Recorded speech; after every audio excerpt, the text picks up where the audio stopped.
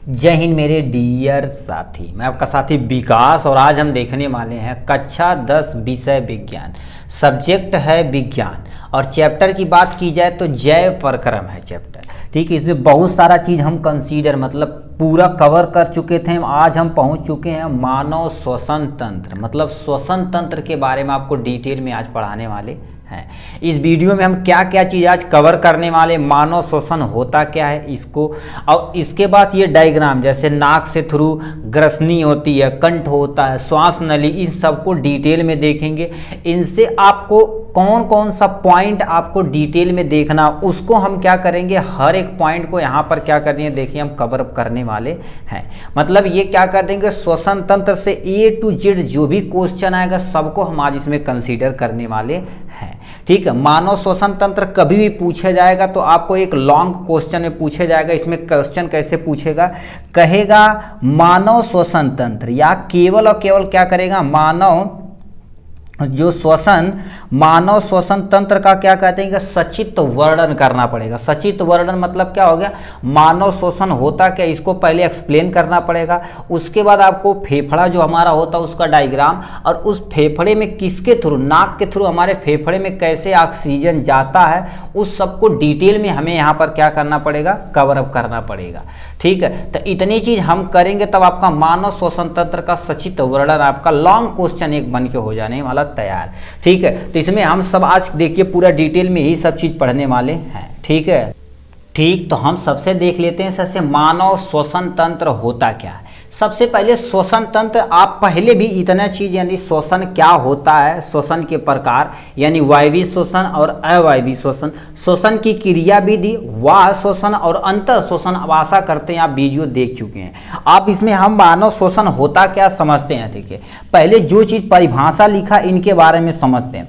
मानव के श्वसन तंत्र में उन सभी अंगों को सम्मिलित किया जाता है जो गैसों के विनिमय में योगदान देते हैं, मानव श्वसन तंत्र कहलाते हैं। कहने का मतलब क्या कह रखा है, मानव श्वसन तंत्र में जितने भी अंग होते हैं, यानी श्वसन तंत्र में जितने भी अंग शामिल होते हैं उन सबको मिला के एक तंत्र बनाया जाता है। ठीक है, देखिए अंग होता है, ठीक है, बहुत सारे अंगों का क्या होता है, जब समूह होता तो किसका फॉर्मेशन होता, तंत्र का फॉर्मेशन होता है, यानी तंत्र एक सिस्टम बन जाता है। तो इसमें श्वसन तंत्र में जितने भी चीज अंग होते हैं, जितने भी अंग होते हैं वो श्वसन में काम आते हैं। किसमें काम आते हैं, श्वसन में काम आते हैं। इनसे मिला के एक तंत्र बनता है जिसे हम क्या बोलते हैं, श्वसन तंत्र बोलते हैं। क्या बोलते हैं, श्वसन तंत्र। वही परिभाषा लिखा गया है यहाँ से। अब हमारे शरीर के अंदर कौन कौन से श्वसन तंत्र हैं, जैसे आप सुने होंगे कह कि नाक के थ्रू ऑक्सीजन लेते हैं और कार्बन डाइऑक्साइड को छोड़ते हैं, मतलब नाक हो गया। नाक से क्या हो जाती है, एक नली रहती है जिसे हम क्या बोलते हैं, श्वास नली। उसके बाद फेफड़े में जाता, प्रवेश करता।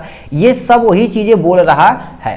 तो यानी आप परिभाषा समझ लें श्वसन तंत्र होता क्या। मानव में श्वसन फेफड़ों द्वारा होता है, यानी मानव में देखा जाए तो श्वसन किसके द्वारा होता है, फेफड़ों द्वारा होता है। ठीक, और आपको बता देना चाहते हैं यदि मछली में कहेगा, मछली में किससे श्वसन होता, तो मछली में किसके थ्रू होता, गिल्स के थ्रू होता। किसके थ्रू, सुमन गिल मैच वाले नहीं भैया, यहाँ से गिल्स हो गए। गिल्स मतलब फेफड़ा, ठीक एक तरह स्ट्रक्चर होता है जो मछलियों में पाया जाता है। फेफड़ा की तरह स्ट्रक्चर होता है जो मछलियों में पाया जाता है। मछलियाँ श्वसन किससे करती हैं, आपकी गिल्स के थ्रू करती हैं।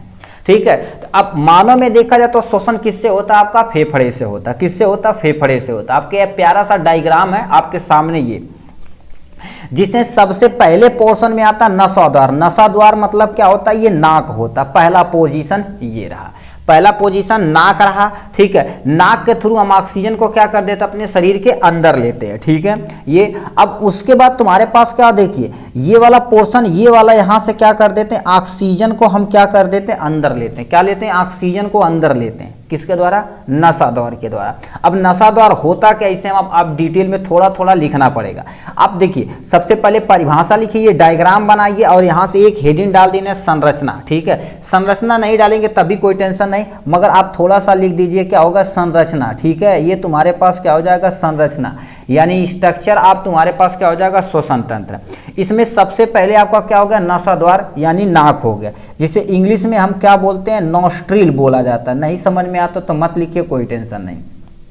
नॉस्ट्रिल हो जाएगा। ठीक, उसके बाद जस्ट नीचे आपके क्या हो जाती है पोर्शन आती है ग्रसनी। अब ये क्या होता है इसे ध्यान से सुनिए, मतलब ये वाला पोर्शन जो हो गया नाक हो गया, नाक का, ठीक है, नाक में ग्रसनी, ग्रसनी को इंग्लिश में देखा जाए तो क्या बोलते हैं हम, फेरिंग्स बोलते हैं, क्या बोलते हैं, फेरिंग्स बोला जाता है। अब ये फेरिंग्स का ये वाला जो पोर्शन होता है, ठीक है, ये वाला जो पोर्शन होता है उसी को हम क्या बोलते हैं, नंबर 2 यहाँ पर डाल देते हैं, नंबर 2, और ये वाला पोर्शन नंबर 1, यहाँ पर नंबर ये 1 हो जाएगा, ठीक है, ऐसे लिखेंगे तो हो जाएगा, ज़्यादा नहीं, ठीक है। ये वाला पोर्शन क्या होता है, ग्रसनी होता है। ग्रसनी क्या होता है, ये हमारे पास जो विंड पाइप होती है, मतलब जो नाक वाली पाइप होती है जिससे हवा अंदर फेफड़े में जाता है, और खाने वाली पाइप, यही दोनों आके मिलती हैं, इसीलिए इसे क्या बोला जाता है, ग्रसनी।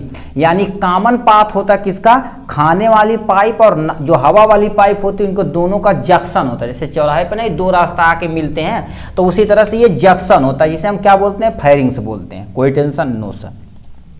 और ये जो ऐसे स्ट्रक्चर बनाया गया, इसी को क्या बोलते हैं, तीसरा नंबर कंठ बोला जाता है। यानी तीसरा नंबर पे आपके पास क्या हो गया, कंठ हो गया। इसी के द्वारा हमारी सांस क्या, सॉरी सांस नहीं, ठीक है, सांस नहीं, हमारी आवाज बाहर की तरफ निकलती। इसे इंग्लिश में क्या बोला जाता है, लैरिंग्स बोला जाता है। क्या बोला जाता है, लैरिंग्स बोला जाता है। इसी के द्वारा हम क्या कर देते हैं, सांस, ठीक है, सांस से जो भी तुम्हारे पास, देखिए कंठ न रहे तो हम बोल नहीं पाएंगे, ठीक है, तो ये कंठ हो गया। चौथे स्ट्रक्चर में देखा जाए, यहां से लेके यहां तक जो ये पतली पाइप रखी गई है, इस पाइप को हम क्या बोलते हैं, ठीक है, यहां से क्या बोला जाता है, श्वास, ठीक है, ये बोल दिया जाता है श्वास नली, ठीक है, ये श्वास नली, यानी चौथे नंबर पे आपका क्या हो जाएगा, श्वास नली हो जाएगी। तो आप चौथे नंबर पे क्या लिख देंगे, अपना प्यारा सा लिख देंगे, श्वास नली लिख देंगे। क्या लिख देंगे, श्वास नली लिख देंगे, जिसे हम इंग्लिश में देखा जाए तो विंड पाइप बोला जाता है। क्या बोला जाता है, विंड पाइप बोल दिया जाता है। विंड पाइप मतलब, विंड मतलब हवा, और पाइप मतलब एक, देखिए ये पाइप नुमा संरचना, इसलिए इसे क्या बोल जाती है, श्वास नली। इसी के द्वारा जो भी ऑक्सीजन रहता है, कार्बन डाइऑक्साइड रहता है, ऑक्सीजन को अंदर लेते हैं, कार्बन डाइऑक्साइड को शरीर से बाहर निकाल दिया जाता है। तो ये हो जाएगी श्वास नली, श्वास नली ये हो गया। अब इसमें सर ये रिंग संरचना क्या बना दी, इसे नहीं आप डिफाइन करेंगे, इसे देखा जाए तो क्या बोला जाता है, ट्रैकिया बोल दिया जाता है। क्या बोल दिया जाता है, ट्रैकिया। अब ये क्या होता है, ठीक है, इसे क्या बोल दिया जाता है, ट्रैकिया बोल दिया जाता है। इसे नहीं लिखेंगे तब भी कोई टेंशन नहीं, हमने काट दिया इसे, ठीक है। ट्रैकिया क्या होती है, एक आप गले में ऐसे देखेंगे तो एक छल्ले नुमा संरचना होती है। कैसी, छल्ले नुमा संरचना होती है, जो क्या कर देती है, हवा वाली पाइप और फूड वाली पाइप, मतलब खाद वाली पदार्थ वाली पाइप, उन दोनों को क्या कर देती है, सेपरेट रखती है। मान लेते हैं आप सांस नहीं ले रहे तो ये पाइप ऐसे चिपक जाएगी, मगर ये ऐसे इस शेप का बना देती है, सी शेप का, ठीक है, ऐसे इस शेप का बना दी जाती है, ऐसे शेप का बना दी जाती है। आगे यहाँ पर क्या होती है, जुड़ी नहीं होती है, और ये दोनों को पकड़ के रखने का काम करती है, ठीक है। तो यही चीज लिखा है ट्रैकिया के अंतर्गत, ठीक है। तो ट्रैकिया नहीं कंसीडर करेंगे तभी कोई टेंशन नहीं है। अब देखिए, इतना होने के बाद ये वाला जो जंक्शन वाला पॉइंट है, जहां पर दोनों क्या होता है, अलग होता है, इसको क्या बोला जाता है, 5वां नंबर पे आते हैं। तो 5वें नंबर पे आपको क्या लिखना पड़ेगा, लिखना पड़ेगा श्वसनी। क्या बोला जाता है, इसे श्वसनी बोला जाता है। जैसे इंग्लिश में देखा जाए तो क्या बोल दिया जाता है, ब्रोंकस बोला जाता है। क्या बोला जाता है, ब्रोंकस बोल दिया जाता है, जिसे हम इंग्लिश में क्या बोलते हैं, श्वसन, यानी हिंदी में श्वसनी, और इसे ब्रोंकस। यानी ये ब्रोंकस जो क्या होता है, कोई पूछेगा ब्रोंकस क्या होता है, तो लिखेंगे जंक्शन पॉइंट होती है, जिसमें 2 फेफड़े से क्या हो जाती है, अलग होती है। इस वाले पॉइंट को हम क्या बोलते हैं, श्वसनी बोला जाता है, ठीक है। यहीं से अब ये जो आगे डिवीजन होगी तो इसे प्राइमरी ब्रोंकस बोलेंगे, आगे और डिवीजन हो जाएगी तो इसे सेकेंडरी ब्रोंकस बोलेंगे, फिर टर्सरी ब्रोंकस बोलेंगे, फिर क्वाड्री ब्रोंकस बोलेंगे। ऐसे चलता जाता है, मतलब 1 2 3 4, यानी प्राथमिक, द्वितीय, तृतीय, ऐसे चलता जाता है, ठीक। तो ये श्वसनी अभी आगे हम देखेंगे। अब देखिए, इतना होने के बाद ये जो वाला पोर्शन है, ठीक है, ये वाला जो पोर्शन है, इतने को, मतलब ये जो मेन लाइन आ रही है, इसे छठा नंबर बोल देते हैं। छठा नंबर को हम क्या बोल देते हैं, यानी फुफ्फुस बोल दिया जाता है। क्या बोल दिया जाता है, फुफ्फुस बोल दिया जाता है, जिसे इंग्लिश में क्या बोल दिया जाता है, ब्रेंकियोल बोल दिया जाता है। क्या बोल दिया जाता है, ब्रेंकियोल्स बोल दिया जाता है। क्या बोल दिया जाता है, ब्रेंकियोल्स बोल दिया जाता है, जिसे हम इंग्लिश में क्या बोलते हैं, फुफ्फुस।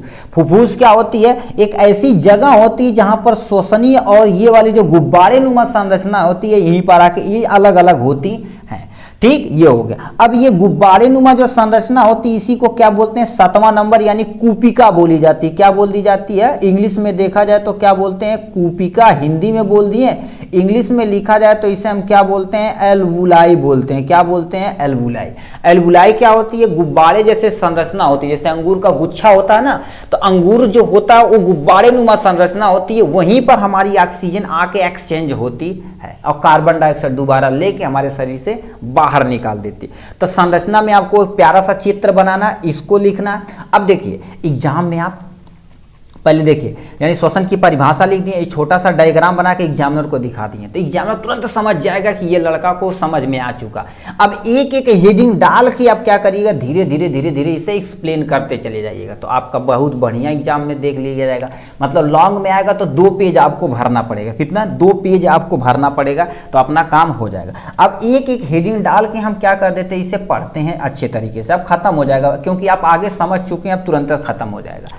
सबसे पहला पॉइंट में तुम्हारे पास क्या आ जाता है, नशा द्वार आ जाता है, ठीक है, 1 पॉइंट 2 पॉइंट हो जाती है, ठीक है, इसे कंसीडर कर लेते हैं, ठीक है। और ये हो गया पॉइंट में। अब पहले लिखा है मनुष्य के मुख के ऊपर एक जोड़ी बाह्य नसा रंध्र स्थित होती है, मतलब हमारा मुख होता है, मुख के जस्ट ऊपर ऐसे तुम्हारे पास एक जोड़ी में देखा जाए तो एक नाक में 2 नली होती है ना, तो एक जोड़ी बाह्य नसा रंध्र होता है, रंध्र मतलब छिद्र स्थित होता है, इसी के द्वारा हमारा ऑक्सीजन हमारे शरीर के अंदर जाता है, कार्बन डाइऑक्साइड हमारे शरीर से बाहर आता है, ठीक है। नसापथ का अगला भाग नसा श्लेष्म कहलाता है। नसापथ का मतलब हमें नाक के जो अगला भाग होता है श्लेष्म, म्यूकस होता है, जो चिपचिपा पदार्थ होता है, जैसे नॉर्मल भाषा में नीटा बोलते हैं। अब कहेंगे नीटा का होता है, ठीक, तो आपको दिखा देते हैं। ये आपका देखिए मुख वाला पोर्शन होता है, मुख के जस्ट ऊपर ये जो नोस्ट्रिल लिखे हैं, यही हमारे पास क्या होती है, संरचना होती है, इसी के द्वारा हमारे शरीर के अंदर ऑक्सीजन जाता है। और यहीं पर हमारे पास क्या होती है, म्यूकस ग्लैंड रहती है, जो इसे हम नॉर्मल भाषा में क्या बोलते हैं, ठीक है, एक म्यूकस ग्लैंड रहती है, जो क्या कर देती है, जो भी ऑक्सीजन हमारे शरीर के अंदर जाता है उसमें धूल के कण रहते हैं और बहुत सारे कुछ भी रहते हैं, जैसे सूखा ऑक्सीजन रहेगा तो उसे क्या करेगा, मॉइस्चर नमी देगा, तभी शरीर के अंदर इंटर कराएगा, तभी शरीर के अंदर इंटर करा जाएगा। जो धूल कण रहते हैं उसमें क्या होगा, छोटे छोटे ऐसे हेयर लाइक स्ट्रक्चर, बाल नुमा संरचना रहती है, जो उसे पकड़ लेती है। तो वही चीज लिखा है तुम्हारे पास, क्या होता है, देखिए नसापथ का अगला भाग नसा श्लेष्म कहलाता है। नसा जो नसा क्या होता है, वेश्म होता है, वेश्म मतलब चिपचिपा पदार्थ होता है, और क्या होता है, श्लेष्मा झिल्ली तथा रोमे से ढकी रहती है, जिससे श्लेष्मा का स्राव होता, मतलब यहीं से म्यूकस निकलता हमारे नाक में, जिसे हम नॉर्मल भाषा में नीटा बोलते हैं। वो क्या कर देता है, जो भी हमारे ऑक्सीजन हमारे शरीर के अंदर जाएगा उसे नमी देगा और नमी करके हमारे शरीर के अंदर इंटर करा देगा, ठीक। अब क्या कहता है, वायु में मिश्रित, अब ये करते क्या है, वायु में मिश्रित धूल के कण, जीवाणु तथा अन्य हानिकारक कण श्लेष्मा में चिपक जाते हैं और वहां पर चिपक जाते हैं। कुछ समय के बाद हम नाक से ऐसे क्या कर, नाक में उंगली करके बाहर कर देते हैं, होता है, ये नॉर्मल चीजें हैं भाई। देखिए बायो पढ़ रहे हैं तो आप थोड़ा सा घिन्न टाइप करिएगा, ठीक है, जितना अंदर इंटर करके जाएंगे देखेंगे तभी आपको समझ में आने वाला है। तो चिपचिपा पदार्थ वहां चिपक जाता है, कुछ समय के बाद हम अपने हाथों से क्या कर देते हैं, उसे बाहर निकाल देते हैं। इसीलिए आप साफ सफाई पर डे नहाइए, साफ सफाई करिए, तो आपकी शरीर हेल्दी रहने वाली है। तो ये पहला हेडिंग था नसा द्वार के बारे में। अब दूसरा हेडिंग आप डालेंगे किसके बारे में, ग्रसनी के बारे में, यानी फेरिंग्स के बारे में, ठीक है। तो ग्रसनी आपके सामने ये रहा, ग्रसनी क्या कह दिया, देखिए ग्रसनी में पहला पॉइंट, ग्रसनी में मुख पथ तथा नसा द्वार दोनों खुलते हैं, मतलब इसीलिए बोला जाता है जो मुख से आप खाना खाते हैं, नाक से जो सांस लेते हैं, ठीक, ये दोनों का कॉमन पाथ होता है, किसे ग्रसनी बोला जाता है, ठीक है, कॉमन जंक्शन पॉइंट होता है। अब ये कहाँ होता है, इसको आपको दिखा देते हैं। देखिए ये वाला पोर्शन, ये वाला जो पोर्शन, इतना ये वाला जो पोर्शन होता है, इसी को फेरिंग्स बोला जाता है। यहाँ से हम भोजन को लेते हैं, यहाँ से नाक करते हैं, नाक से ऑक्सीजन लेते हैं, तो इसका कॉमन पाथ ये और इसका कॉमन पाथ यहाँ पर, इसी को क्या बोला जाता है, फेरिंग्स बोल दिया जाता है। वही चीज आपने सामने लिखा है ग्रसनी यानी फेरिंग्स के बारे में, ठीक। अब ये होती क्या, वायुनाल का छिद्र घाटी यानी घाटी कहलाता, वायुजाल की जो वायुनाल की जो तुम छोटी से पोर्शन होता है उसी को क्या बोलते हैं, घाटी बोलते हैं। अब घाटी पे क्या होता है, इस पर एक ढक्कन नुमा रचना होती है, मतलब इस पर एक ढक्कन नुमा संरचना होती है, जिसे हम इपिग्लॉटिस बोलते हैं। क्या बोलते हैं, जो भोजन करते समय भोजन के कण वायु नली में न जाए, ठीक है, जाने से रोकता है, जिसे हम क्या बोलते हैं, घाटी यानी इपिग्लॉटिस बोलते हैं। इंग्लिश में देखा जाए तो इसे इपिग्लॉटिस। अब ये होता कहाँ, इसे ध्यान से बताते हैं। देखिए ये जो ऐसे दिखाया गया ना, ऐसे ये संरचना बोलते हैं ना, तो इसी को हम क्या बोलते हैं, ईपी, ठीक है, ईपी ग्लॉटिस बोल दिया जाता है। क्या बोल दिया जाता है? ईपी ग्लॉटिस बोल दिया जाता है। जब आप खाना खाते हैं ना, खाना जब खाते हैं तो ये वाली जो फूड वाली पाइप है ये आपकी क्या होगी? खाने वाली पाइप है, ये श्वास नली। तो इसे क्या कर देता है? ये आगे चल के यहाँ पर इसे ढक लेता है, क्योंकि जो भी खाना पदार्थ है यदि हमारी श्वास नली में जाएगा तो दिक्कत कर जाएगा, इसलिए ये ढक लेता है। ढक्कनुमा संरचना होती है, इसे हम क्या बोलते हैं? घाटी ढक्कन बोलते हैं। इस यानी ईपीग्लॉटिस इसे ढक लेगा तो जो तुम्हारे पास श्वास नली में भोजन जाना चाहिए, ठीक, एक्चुअल में फूड कहाँ पर जाना चाहिए? इसे जाना चाहिए। तो मगर इसे ढक लेगा तो कोई भी कण हमारे पास नहीं जाएगा। इसीलिए सुने होंगे कि खाते समय हमें क्या करना चाहिए? बोलना नहीं चाहिए, क्योंकि ये मान लेते ईपीग्लॉटिस समय से न बंद होगा, एक भी चावल का टुकड़ा हमारे शरीर के अंदर इंटर करे तो तब तक हमारी खांसी आएगी, छींक आएगी, जब तक एक टुकड़ा हमारे मुंह के द्वारा बाहर नहीं निकल जाता। तो ही लिखा है तुम्हारे पास घाटी ढक्कन कहते हैं, जो खाने को क्या कर देता है? वायु नली में जाने से क्या कर देता है? रोकता है। आशा करते हैं ये आपको समझ में आया होगा। अब उसके जस्ट नीचे तुम्हारे पास हम बोले कंठ पाया जाता है। क्या पाया जाता है मेरे भैया? कंठ पाया जाता है, ठीक है। अब कंठ क्या होता है? कंठ कोश में दो जोड़ी वाक रज्जु होते हैं। कंठ कोशिका में दो जोड़ी, अब देखिए, अब ये क्या होता है? देखिए, जिसे हम लैरिंग्स यानी वॉइस बॉक्स बोलते हैं। क्या बोलते हैं? लैरिंग्स यानी कंठ को क्या बोला जाता है? लैरिंग्स यानी वॉइस बॉक्स। यहीं से हम क्या कर देते हैं? अपनी आवाज को अपने शरीर से क्या कर देते हैं? बाहर निकालने का काम करते हैं। आवाज को अपने शरीर से बाहर निकालने का काम करते हैं, ये वाले के पोर्शन को। इसीलिए यहाँ पर क्या लिखा गया? दो जोड़ी वाक रेज्जु होते हैं। अब दो जोड़ी वाक रेज्जु कैसे होते हैं आपको इसे बता देते हैं। देखिए, ये आपका क्या होगा? ईपीग्लॉटिस हो गया, यहाँ पर एक हो गया, यहाँ पर एक हो गया, तारनुमा संरचना होती है, और ये दोनों क्या कर देते हैं? एक दूसरे से वाइब्रेट करते हैं। जब वाइब्रेट करते हैं तो हमारे शरीर से क्या हो जाती है? हमारे मुख से आवाज बाहर निकलती है, ठीक है। आप छोटे क्लास में पढ़े होंगे कि ये दंत से बोलने वाला शब्द है, ये तालु से बोलने वाला शब्द है, ये घाटी से बोलने वाला शब्द है। अब यही क्या हो गया? आवाज निकालने के लिए यही ये होता है, जिसे हम क्या बोलते हैं? कंठ बोलते हैं। ये दो जोड़ी वाक रेज्जु होते हैं जिनकी कंपन से ध्वनि उत्पन्न होती। कोई भी चीज यदि टाइटली पकड़ के कंपन तुम कराओगे तो उससे क्या निकलेगी? आवाज निकलेगी। कहने का मतलब क्या होता है? जैसे गिटार देखे होंगे, गिटार में पतली पतली तार होती है, तार को जब ऐसे ऐसे टीन टीन मारा जाता है तो आवाज निकलती है। वो भी नहीं देखेंगे आपके गांव में, देखेंगे ऋषि आते हैं, ठीक है, जो तुम्हारे पास वो गाना वाना गाते हैं ना, एक ऐसे लेके उस पे ऐसे ऐसे चलाते हैं, ऐसे लेके ना ऐसे ऐसे चलाते हैं जो आवाज निकलती है। तो वो बताओ, एक तार होता है, उसी को रगड़ते हैं जिससे आवाज निकलती है। तो ये कंठ का काम हो गया। कंठ के बाद आपके पास क्या बोले वेरी वेरी भैया? श्वास नली आ जाती है। क्या हो जाती है? देखिए, कंठ के बाद ये जो नली आती है, इतनी बड़ी ये जो नली आती है, इसी को हम क्या बोलते हैं? श्वास नली बोलते हैं। क्या बोलते हैं? श्वास नली यानी विंड पाइप बोलते हैं, ठीक है। विंड पाइप के बारे में थोड़ा सा पढ़ लेते हैं बेटा, ठीक है। विंड पाइप क्या होती है? इनकी लंबाई 10 से लेके 12 सेंटीमीटर होती है। एग्जैक्ट नहीं किसी का बता सकता। मान लेते हम बोल दें भैया 12 सेंटीमीटर एग्जैक्ट। अब कोई नटरू रहे, मतलब नाटा रहे, तो उसका छोटा हो जाएगा। कोई बहुत लंबा रहे तो श्वास नली लंबी हो सकती है। तो इसलिए अनुमान माना जाता है 10 से लेके 12 सेंटीमीटर होती है। फिर क्या होती है? इनकी दीवार पर पतली तथा लचीली होती है, और इनमें मतलब इनकी दीवार क्या होती? पतली होती, लचीली। अब लचीली नहीं रहेगी तो मान लेते हैं क्या हो गया? मान लेते फूड वाली पाइप, आप देखिए यहीं से दोनों पाइप जा रही है, देखिए ये दोनों पाइप जा रही है, तो ये लचीली रहेगी तो क्या करेगी? मान लेते भोजन खाएं तो ये दब जाएगी, ठीक है। ऑक्सीजन तेजी से लिए तो ये दब जाएगी, तो दोनों का काम हो जाएगा, ठीक है। तो ये पतली होती है और लचीली होती है, और इसमें सी आकार की उपस्थि मतलब इंग्लिश में देखा जाए तो इसे हम क्या बोलते हैं? कार्टिलेज बोलते हैं। क्या बोलते हैं? कार्टिलेज। अब कार्टिलेज हमारे शरीर के अंदर कहाँ कहाँ पाया जाता? अपना कान यदि टच करके देखेंगे तो उसमें कार्टिलेज की, हड्डी का नहीं बना भैया, कार्टिलेज का बना। कार्टिलेज क्या हड्डी की तुलना में देखा जाए तो क्या होती है? थोड़ा सा सॉफ्ट होती है। तो ये उपस्थि से निर्मित 16 से लेके 20 अधूरे छल्ले पाए जाते हैं। क्या बोलते हैं? अधूरे छल्ले पाए जाते हैं। देखिए ये जो ऐसे ऐसे स्ट्रक्चर बनाया गया ना, ये वाला स्ट्रक्चर, ये वाला स्ट्रक्चर, ये वाला, ये एक्चुअल में देखा जाए तो कहीं कहीं यू शेप लिखा रहता है, कहीं कहीं सी शेप लिखा रहता है। बात एक है, इसे मोड़ के रखेंगे तो यही हो जाएगा, चाहे यू शेप लिखे चाहे सी शेप। मतलब ये वाला ओपन रहता है, जो क्या कर देता है? ट्रैकिया को ऐसे, विंड पाइप को ऐसे पकड़ के रखने का काम करता है। तो यही चीज लिखा, छल्ले पाए जाते हैं। अब ये करते क्या है?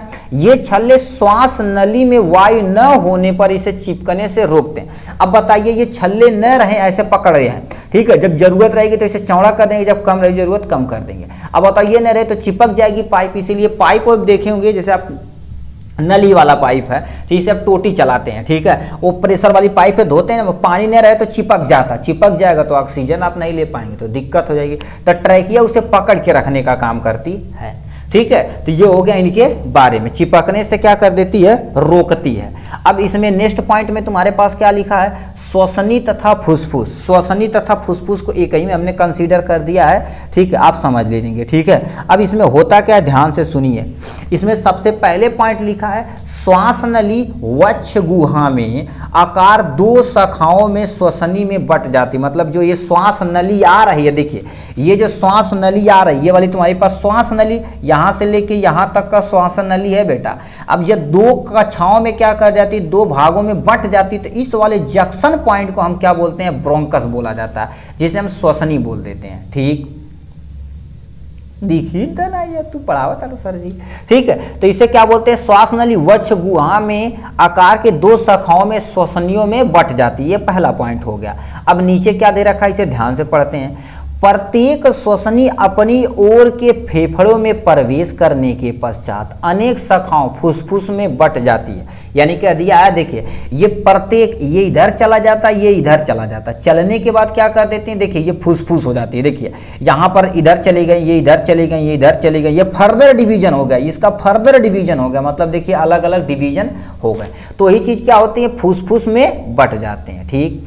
प्रत्येक श्वसनी का अंत में फुसफुस के वायु कोशीय कोशिकाओं में क्या हो जाती है, समाप्त हो जाती है। कह दिया है प्रत्येक श्वसनी का अंत, मतलब प्रत्येक जो श्वसनी होती है, जो ब्रेंकियोल होता है, वो लास्ट में जाके देखिए ऐसे गुब्बारे नुमा संरचना, देखिए ये आ रहा है ना, तो इसे क्या कर देगा, ऐसे गुब्बारे नुमा संरचना में क्या हो जाती है, ऐसे बट जाती है। ये गुब्बारे नुमा जो संरचना होती है, इसी को क्या बोला जाता है, एल्वुलाई बोल दिया जाता है, जिसे हम क्या बोलते हैं, कुपिका बोलते हैं, एल्वुलाई। यहाँ पर ओ रहेगा, यहाँ पर एल-आई रहेगा, एल्वुलाई बोल दिया जाता है।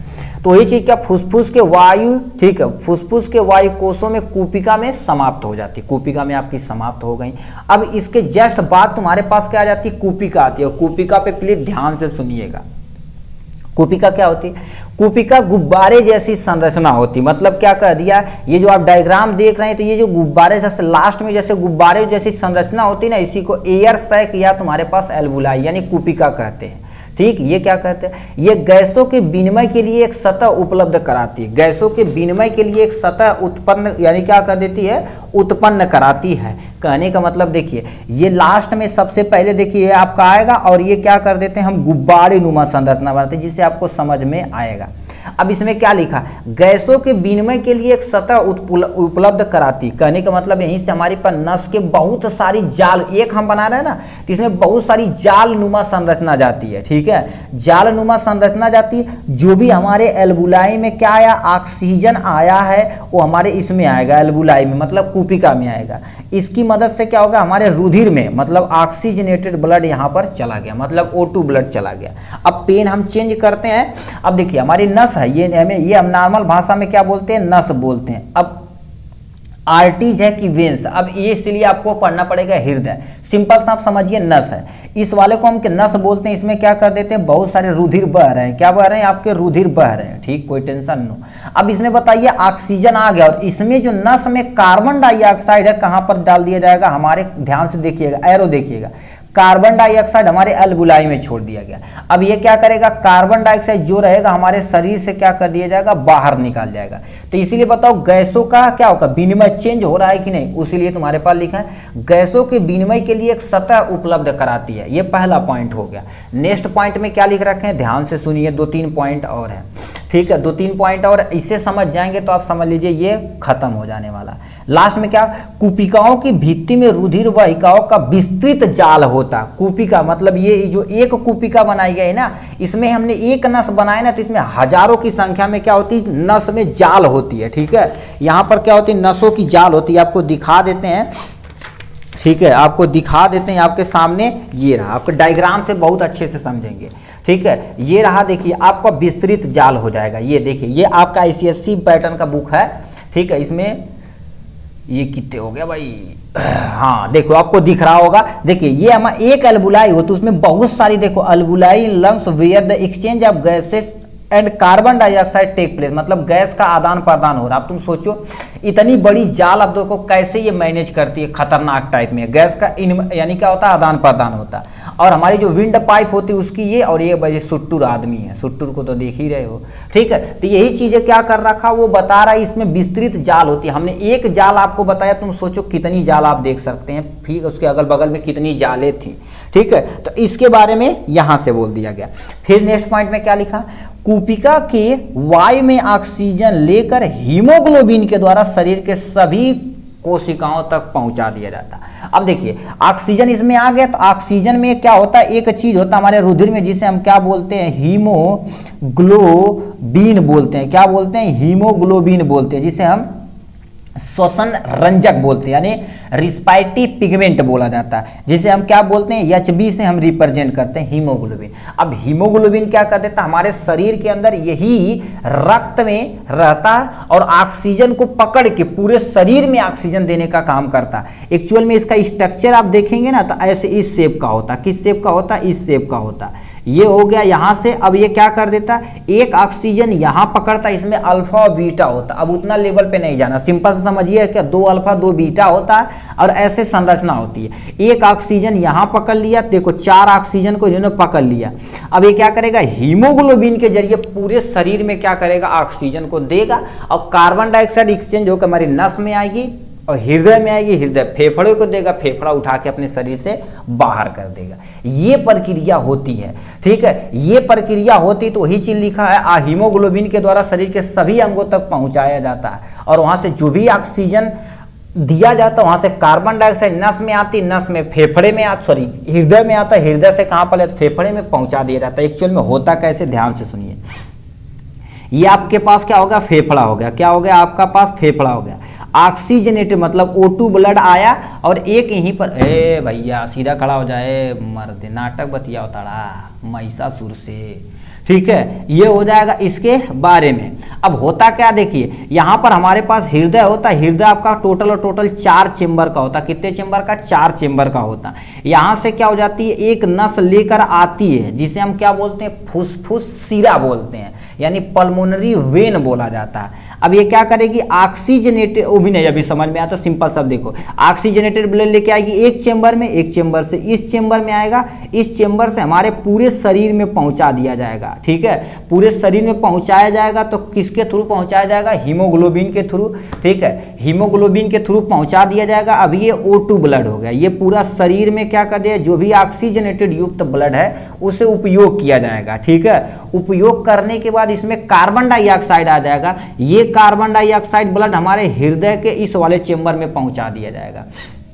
कौन सा ब्लड है, कार्बन डाइऑक्साइड ब्लड है। सही से दिख ही नहीं रहा यार, बताइए, ठीक है। ये हो जाएगा इनके बारे में। अब ये होता कैसे है, ध्यान से सुनिए, मेन चीज यार सही से दिख नहीं रहा भाई। देखिए शरीर से जो भी कार्बन डाइऑक्साइड ब्लड आया हृदय के पास गया, हृदय वाला। अब ये क्या करेगा, इसको देगा और ये क्या करेगा, हमारे शरीर से कहां पर भेज दिया जाएगा, कार्बन डाइऑक्साइड ब्लड फेफड़ा, और फेफड़े से क्या हो जाएगा, कार्बन डाइऑक्साइड बाहर चला जाएगा। ये फ्लो चार्ट आपको यानी परिवहन तंत्र में आपको सर्कुलेटरी सिस्टम हृदय में आपको देखने को मिलेगा, ठीक है। तो वही चीज लिखा गया, ऑक्सीजन को ये सब जो लेकर जाने का काम करते हैं, तो इसमें जो बोले हीमोग्लोबिन होता वही ले जाने का काम करता है, ठीक है। तो आशा करते हैं आपको श्वसन अच्छे से समझ में आया होगा। देखिए श्वसन में आपको सबसे पहले क्या करना पड़ेगा, परिभाषा लिखना पड़ेगा, ये डायग्राम, और इतना चीज प्लीज आप याद रखिएगा।